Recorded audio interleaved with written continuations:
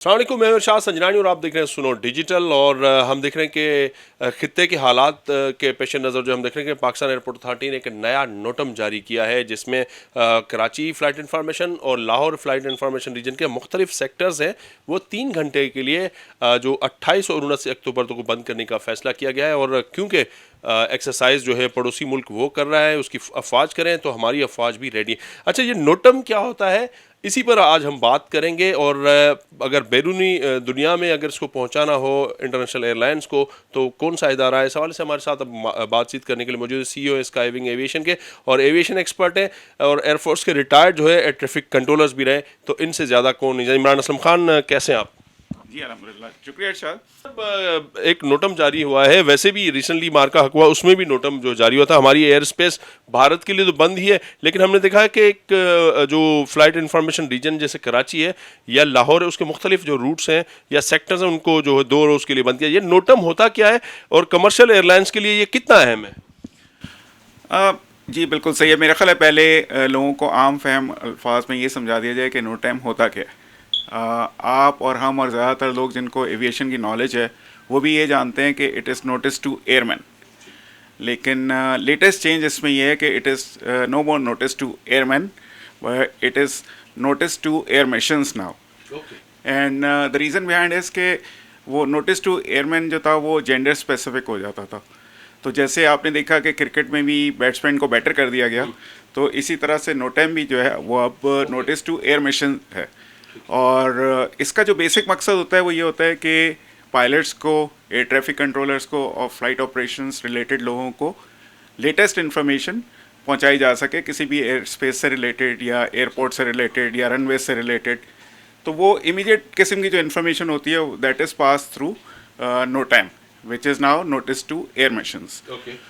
There are different kind of NOTAMs जो कि different state authorities जो हैं वो issue कर सकती हैं, जिसमें एयरपोर्ट अथॉरिटी है या सिविल एविएशन है या आपके पाकिस्तान एयरफोर्स है, तो मिलिट्री अथॉरिटीज़ हैं। तो वो कोई भी सेफ्टी से रिलेटेड अगर इंफॉर्मेशन हो तो वो इसको इशू कर सकती हैं। तो आपने जैसे अभी बताया कि 3-3 घंटे के लिए 2 दिन के लिए एयर स्पेस बंद हो रही है।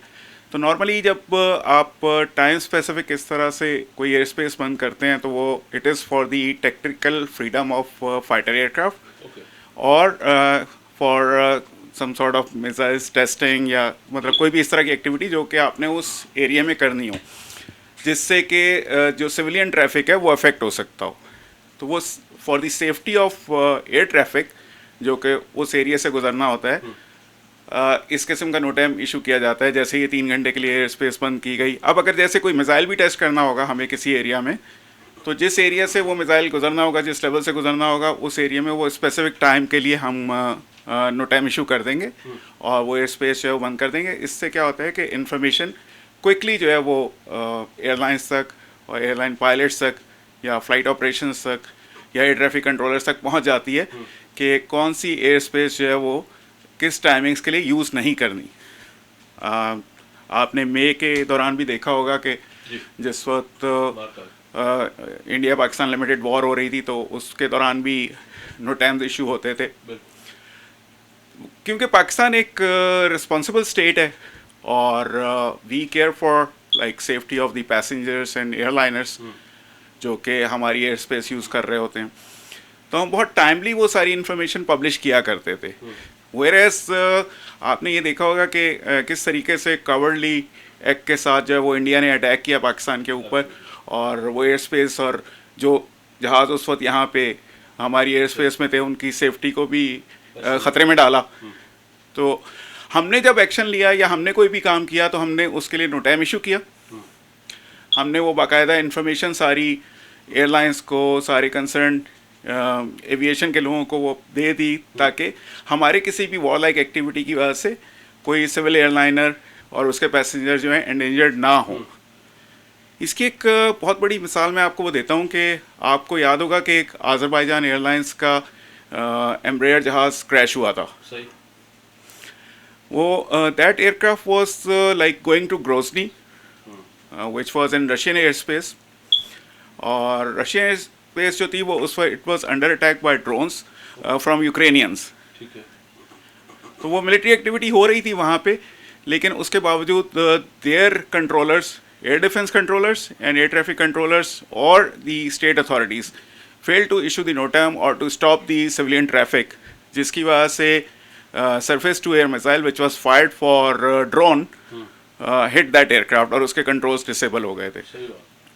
उसकी वजह से कितने लोगों की जान गई थी अब वो हुआ था। तो that is a typical example कि अगर टाइमली आप नोटम इशू करते और टाइमली आप एक्शन लेते तो वो होस्टाइल एक्टिविटी के दौरान या मिसाइल जब फायर हो रहे हैं या एयर डिफेंस आपकी एक्टिव हुई भी हो तो आप एयरलाइनर्स को और लोगों की जान को बचा सकते हैं। तो that is the purpose of issuing notum basically. अच्छा, ये बताएं कि ये नोटम जो है एयरलाइंस को एयरपोर्ट अथॉरिटी जारी करती है, तो वो कहाँ पे, मतलब एक तो उनका कोई ईमेल्स होंगे वहाँ पे या फिर अपनी वेबसाइट पे पब्लिश करती है, क्या क्या तरीक़ेकार होते हैं ताकि उनको टाइमली इंफॉर्मेशन मिल जाए एयरलाइंस को? There are different ways of this. आजकल तो जैसे आपने देखा होगा कि इंटरनेट की वजह से और वेबसाइट्स के ऊपर बहुत इजी हो गया है सारा सब कुछ। नहीं तो टेलीमेट्री होती थी, टेलेक्स के ज़रिए होता था, और फ्लाइट डेटा सेंटर्स होते थे, उन फ्लाइट डेटा सेंटर्स के ज़रिए वो होता था, टेलेक्स रूम्स के अंदर प्रिंट हो रहा होता था और वहाँ से ऑपरेशंस में उसकी कॉपियाँ रखी जाती थी और वो किया जाता था। आजकल तो FAA की बहुत ऑथेंटिक साइट्स हैं जो कि जहाँ पे लेटेस्ट सारे नोटम्स हैं वो अपडेट हो रहे होते हैं। तो ये सारी इन्फॉर्मेशन जो होती है वो रेडीली अवेलेबल होती है and it is very difficult कि कोई उसको पायलट्स या फ्लाइट ऑपरेशंस उसको मिस करेगा। उसके अलावा भी देर आर लाइक ये तो नहीं, ये तो बहुत मतलब आप समझ लें कि कॉमन और इंटरनेट पे अवेलेबल चीज़ें हैं ना। बड़ा प्रिसाइसली आपके पास जो फ्लाइट प्लानिंग सिस्टम्स होते हैं एयरलाइंस के पास, वो मुख्तलिफ सिस्टम्स हैं अवेलेबल। तो उन सिस्टम्स में भी ये पूरा नोटम्स का सिस्टम बिल्ट इन होता है। और जैसे ही आपने फ़र्ज़ करें पॉइंट A से पॉइंट B पे जाने के लिए अपना फ़्लाइट प्लान जनरेट किया, तो वहाँ से पॉइंट A से पॉइंट B एयरपोर्ट तक के और उसके एन रूट तक के सारे नोटम्स हैं वो पूरी फ़्लाइट ब्रीफ की तरह उसके सामने आ जाते हैं।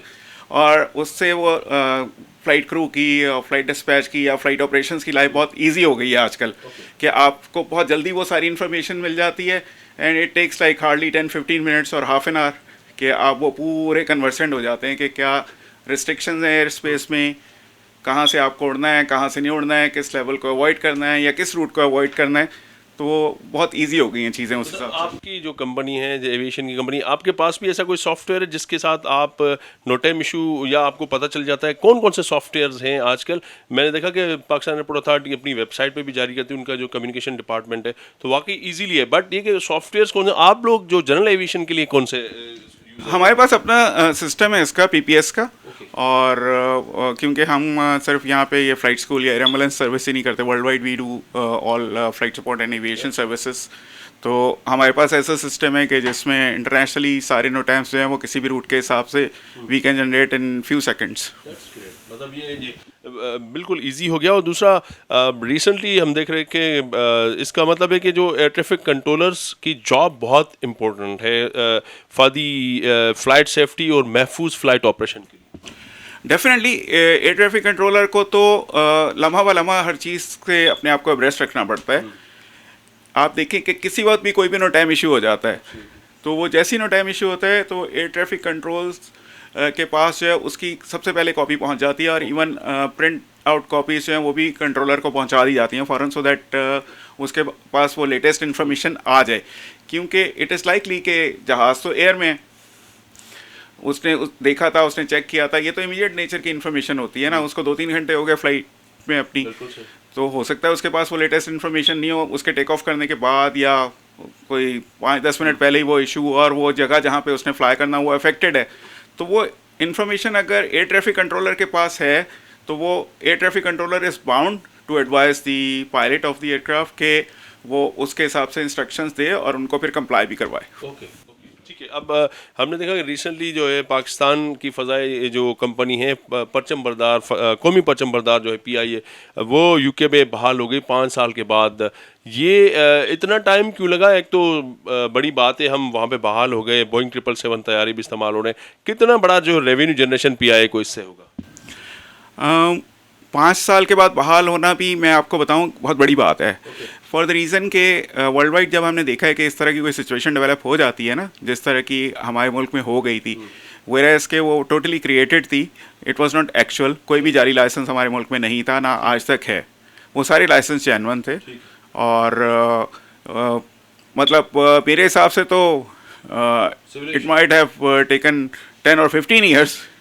तो अल्लाह का बहुत करम है कि वो 5 साल के अंदर अंदर ही लोगों ने मेहनत करके उस लेवल पे उसको बहाल करवा लिया है और वो रेपुटेशन बहाल हुई है, नहीं तो it was not an easy task. Civil aviation का बड़ा अहम रोल है इसमें बहाल कराने में। डेफिनेटली सारा काम ही सिविल एविएशन ने किया है और उसके बाद पीआईए और बाकी एयरलाइंस ने भी इसके अंदर बहुत पार्टिसिपेट किया है, क्योंकि ना सिर्फ ये कि सिविल एविएशन के ऑडिट्स हुए बल्कि हमारी तकरीबन सारी एयरलाइंस के जो हैं वो यूकेसीए, एआसा और एफए ने ऑडिट किए हैं और अल्हम्दुलिल्लाह they all are like up to standards. The only thing is कि कैपेसिटी बिल्ड करें और इसको बढ़ाएं चीज़ों को, तो रेवेन्यू जनरेशन भी बहुत ज़्यादा हो सकती है, क्योंकि इस वक्त हमारे जो पैसेंजर्स हैं basically we are the market, और हमारे पैसेंजर फॉरेन एयरलाइंस ले जाती हैं।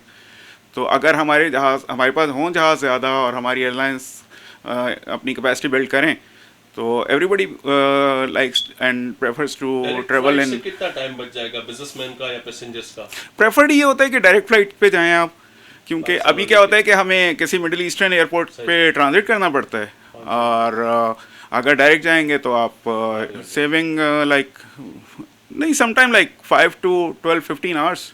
ट्रांजिट काफ़ी लंबे भी हो जाते हैं बाज़ दफ़ा, और फ्लाइट्स मिस भी हो जाती हैं आगे पीछे डिले होने की वजह से, तो लोग बहुत परेशान होते हैं उससे। और दूसरा ये कि पैसेंजर हमारे हैं, मार्केट हमारी है, तो दूसरे क्यों लेकर जाएं? रेवेन्यू जनरेट हो तो वो पाकिस्तान क्यों?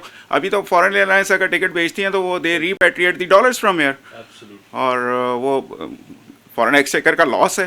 बिल्कुल सही कह रहे हैं। बहुत शुक्रिया। इमरान असलम खान माहिर एविएशन उमूर हैं। उनका कहना है कि जो नोटैम होते हैं बहुत अहमियत के हामिल होते हैं किसी भी महफूज फ़्लाइट ऑपरेशन के लिए, और टाइमली जो है इसकी जो है कम्युनिकेशन होती है। सिविलेशन या एयरपोर्ट अथॉरिटी इसके ज़िम्मेदार इदारे हैं, और फिर जो एयर ट्रैफिक कंट्रोलर जो है महफूज फ़्लाइट ऑपरेशन के लिए जो बहुत उनका अहम रोल होता है। हालिया दिनों में जैसे पाकिस्तान इंडिया की जो मार्का हैक हुआ उसमें भी ये ज़ाहिर ये नोटैम जो है बहुत अहमियत के हामिल थे और काम आया, और ज़ाहिर इसकी वजह से महफूज फ़्लाइट ऑपरेशन जारी रहा। साथ साथ फिर उन्होंने कहा कि पीआईए की बहाली जो है 5 साल बाद जो है कलील मुद्दत में ये सिविल एविएशन का बड़ा अहम रोल है इसमें। फिर पीआईए और तमाम पाकिस्तान एयरलाइंस जो है उनका भी किरदार रहा है कि वो इंटरनेशनल स्टूडेंट जैसे एयासा या फिर यूके डीएफटी का उन्होंने मेट किया, और उसके बाद हम देख रहे बहाल। उन्होंने कहा कि इससे जो डायरेक्ट फ़्लाइट ऑपरेशन से जो है मुसाफिरों का टाइम बचेगा। जो बिजनेसमैन है वो अपने बिजनेस के लिए तरजीह यही होगी कि पाकिस्तान से जो डायरेक्ट फ़्लाइट ऑपरेशन यूके की मिले, इससे वक्त भी बचेगा, पैसा भी बचेगा, और पाकिस्तान के जो इंटरनेशनल एयरलाइंस है उसका रेवेन्यू भी बढ़ेगा। जी।